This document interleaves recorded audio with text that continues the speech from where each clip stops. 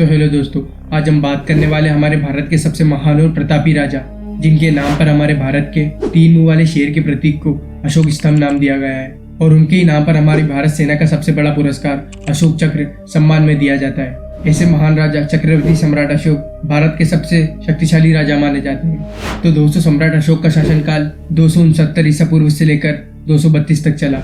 वो विश्व प्रसिद्ध और भारतीय मौर्य राजवंश के महान सम्राट थे।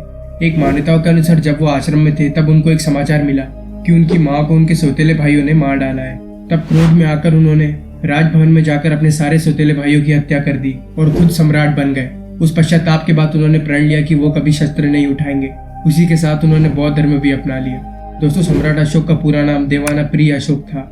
उनका साम्राज्य आज के भारत, पाकिस्तान, ईरान, बलूचिस्तान से लेकर नेपाल, बांग्लादेश, भूटान और म्यांमार तक था।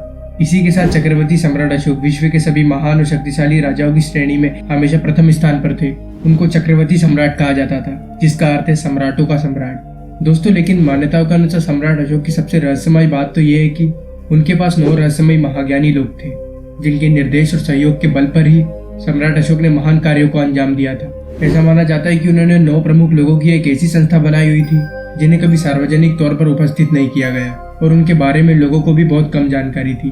इन रहस्यमय लोगों का काम ऐसी जानकारियों की विद्या को बचाकर रखना था कि जो अगर किसी गलत व्यक्ति के हाथ लग जाए तो दुनिया का विनाश निश्चित है। इन 9 रहस्यमय लोगों को सम्राट अशोक ने 9 रत्नों का दर्जा दिया था। उनमें से हर एक के पास अपने अपने ज्ञान की असीमित विशेषताएं थी, लेकिन सम्राट ने उन्हें दुनिया से छुपा कर रखा।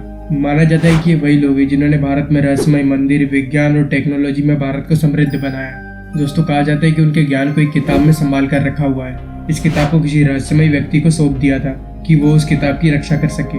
मान्यता है कि आज भी इस किताब को उन रहस्यमय 9 रत्नों की पीढ़ी दर पीढ़ी संभालती आ रही है। इसी ज्ञान के कारण सम्राट अशोक ने पूरी दुनिया पर अपना परचम लहराया था।